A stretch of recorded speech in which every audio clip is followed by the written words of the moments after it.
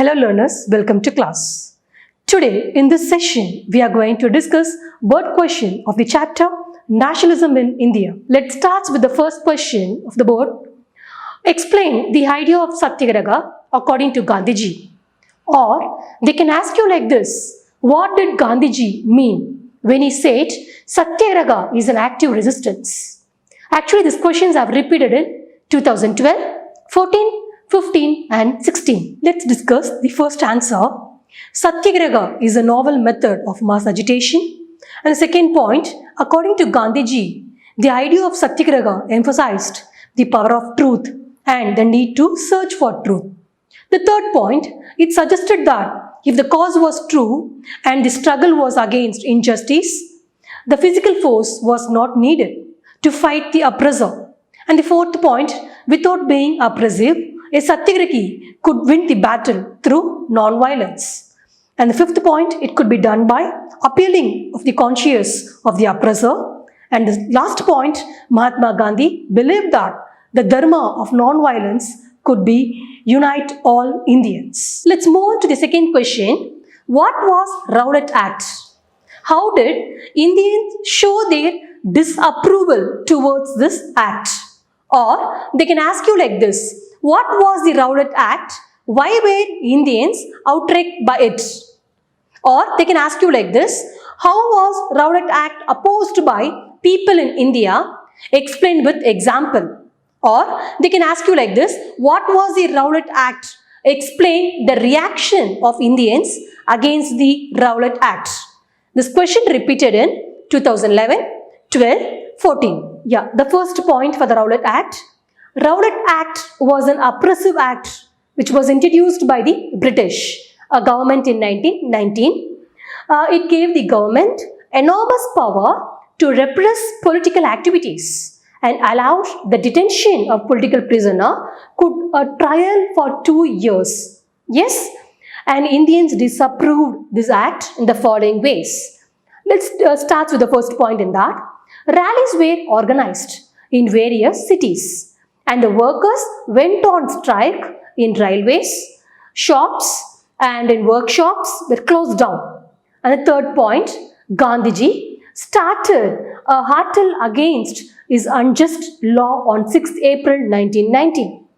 A peaceful protest meeting was organized at Jallianwala Bagh in Amritsar. Dr. Satyapal and Saifuddin Kichlu were arrested.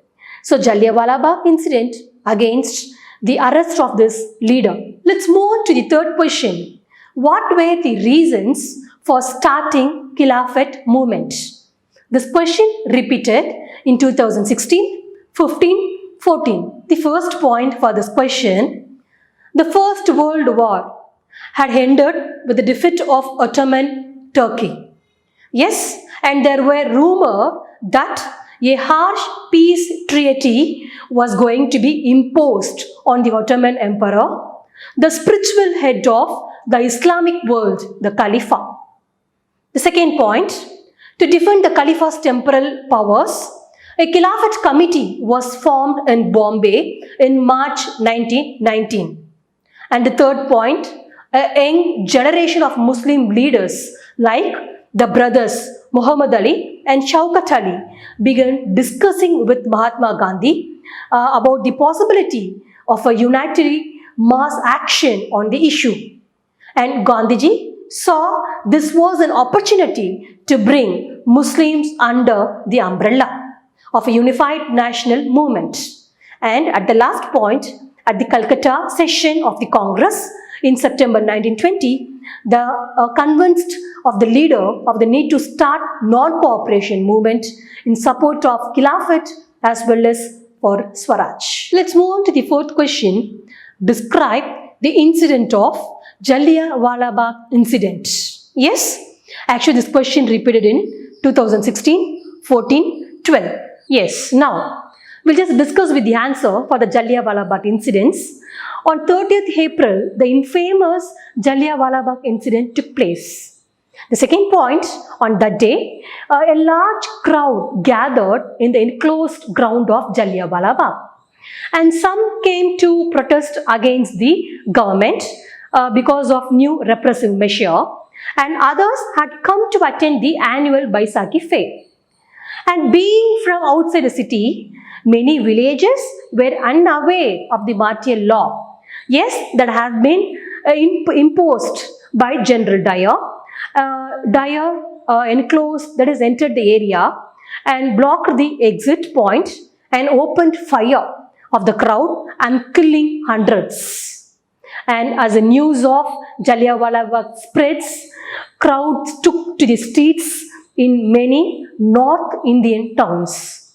And the last point, there were strikes, clashes with the police and attacks on government buildings. So these are the points which comes for the incident of Jallianwala Bagh. Let's discuss what are the impact of Jallianwala Bagh. What are the impact? See, the first one, the government responded with the brutal repression seeking to humiliate and terrorize people.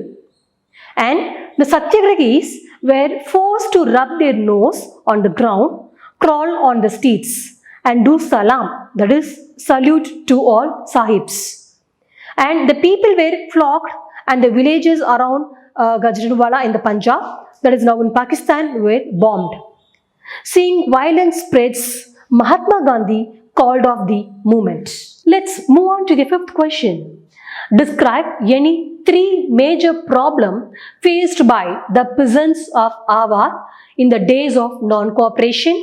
Actually, this question repeated in 2016, 15 and 14. Let's discuss with the answer for the question. The first point, in Awadh, Talukdars and the landlords demanded from peasants exorbitantly for high rent and a variety of other seizures. Yes, the second point, peasants had to do a beggar and work at landlords without any payment. And the third point for this question, as tenants, they had no security to tenure and were evicted regularly so that they could acquire no right over leased land. Let's move on to the second question.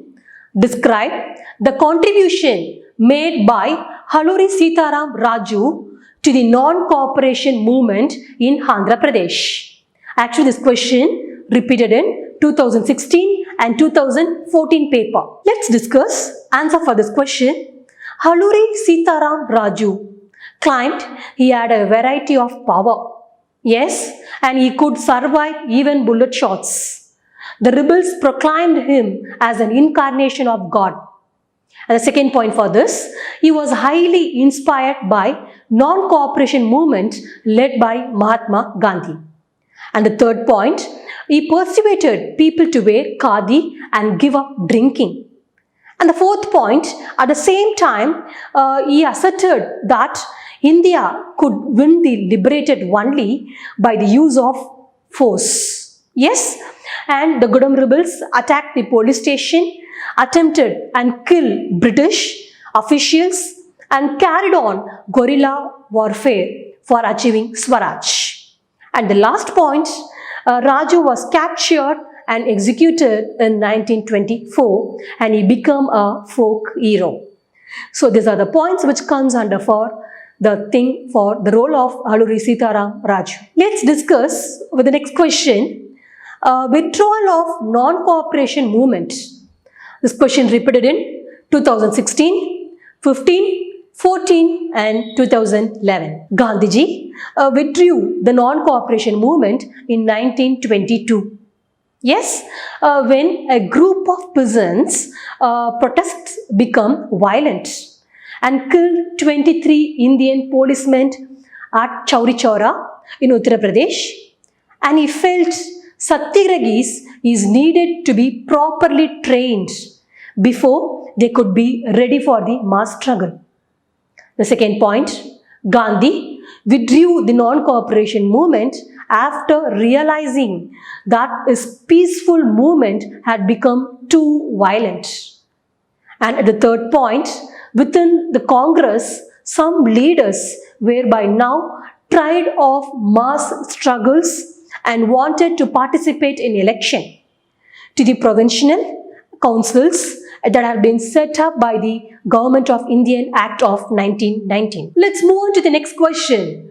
difference between civil disobedience movement and non-cooperation movement. Actually, this question repeated in 2016 and 2011. Yes, now let's discuss the difference between civil disobedience movement and non-cooperation movement. Let's start with the first point of civil disobedience movement. People were asked to not cooperate with the government. Yes, and foreign clothes were boycotted and the liquor shops were picketed. And in many places, traders refused to trade and finance foreign goods. And the students left governments controlled schools and the colleges. And lawyers gave up legal practices. So these are the points which comes under civil disobedience movement. Now let's move on to the non-cooperation movement. People were asked to break colonial laws. Yes, the second point, the countrymen broke salt law. And the third point, the village officials resigned from their jobs. And the peasants refused to pay a Chaukadari tax. Yes, and the last points for the non-cooperation is forest people violated forest rules as well as the laws. So these are the difference between civil disobedience movement and non-cooperation movement. Let's move on to the ninth question. Discuss the role of women in civil disobedience movement. Actually, this question repeated in 2012, 2015 and 2016. Now, the first point, large-scale participation of women was an important feature of civil disobedience movement. Okay, so the large-scale participation in the sense of women, they have participated. Yes, it's an important feature of civil disobedience movement.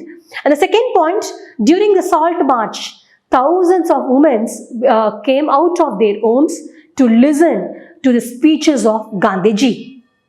And the third point, women, they have participated to protest marches and manufactured salt and picketed foreign clothes and liquor shops, and many went to jail. And the fourth point, while women of high caste families were participated from urban areas. Okay, so in the rural areas, they came from rich peasants' households. Yes, the next point, but this act did not bring about any radical changes in the position of women. So for a long time, the Congress was reluctant to allow women to hold any position of authority within the organization. So these are points which comes under the importance of women's participation in civil disobedience movement as well as non-cooperation movement. Let's move on to the second question. Write a short note on Pune Pact. Yes, this question repeated in 2016, 15 and 14. Let's discuss the answer for this question. Yes, the first point, I have said already, everything has to be like a point wise. So the first point, Dr. B.R. Ambedkar, who organized the Dalit into the Depressed Classes Association in 1930 and clashed with Mahatma Gandhi at the Round Table Conference by demanding a separate electorates for the Dalits. Yes, so when the British government considered Ambedkar's demand, Gandhiji began a fast unto death. He believed that the separate electorates for the Dalits could slow down the process for the integration into the society. Yes, so Ambedkar ultimately accepted Gandhiji's position and the result was Pune Pact of September 1932. So it gave the depressed classes, yes, later to be known as the scheduled caste, reserved seats in the provincial and central legislative councils, but they were to be voted by the general electorates. So the Dalit movement, however, continued to be the offensive of the Congress-led national movement. Now, the last question, how did cultural process help in creating a sense of collective belonging in India? This question repeated in 2014, 15, 16 and 2012. Yes, now let's discuss with the first point. When people fought collectively to oppose the British in various movements and struggles, the feeling of nationalism was born. So the nationalism also grew as a result of various literacy and artistic activity. So the idea of India came to be associated with the image of Bharat Mata. Yes, this was first created by the Bankim Chandra Chattopadhyay. His song Vande Mataram. In his novel Anandamath, which inspired the feeling of nationalism in the heart of millions of Indians. And the nationalism also developed through the movements which attempted to revive Indian folklore. In the late 19th century, many nationalists visited villages to collect accounts of folk. And at the last, Rabindranath Tagore himself collectively collected many folk songs and ballads in order to inspire people with the feeling of nationalism. Yes, at the last, the tricolor flag became a symbol of Indian nationalism. So in the 19th century, many Indian historians began to write about the glorious past of the country and they refuted the claims of British historians who have asserted that Indians were primitive and never had any great culture. So the Indian nationalists claim that Indians had a glorious past. So the Indian economy declined only after the colonialism of India by the British. Map work in nationalism in India. Important centers of Indian national movement. There are two important centers of Indian national movement. One, non-cooperation movement, and second one, civil disobedience movement. Now, let's start with the first one, Champaran. So in 1916, there was a struggle against the oppressive plantation system. So Gandhiji traveled to Champaran in Bihar to inspire the peasants. Kheda. There were crop failures and plague epidemic in the Kheda district of Gujarat. So peasants of Gujarat failed to pay the revenue and were demanding the revenue collection be relaxed. So in 1917, Gandhiji organized a satyagraha at Kheda to support the peasants. In 1918, Mahatma Gandhi went to Ahmedabad to organize a satyagraha movement among the cotton mill workers. On 30th April, the most tragic Jallianwala Bagh incident took place. So on that day, a large crowd gathered in the enclosed ground of Jallianwala Bagh. Some people came into the ground to protest against the government's new repressive measures.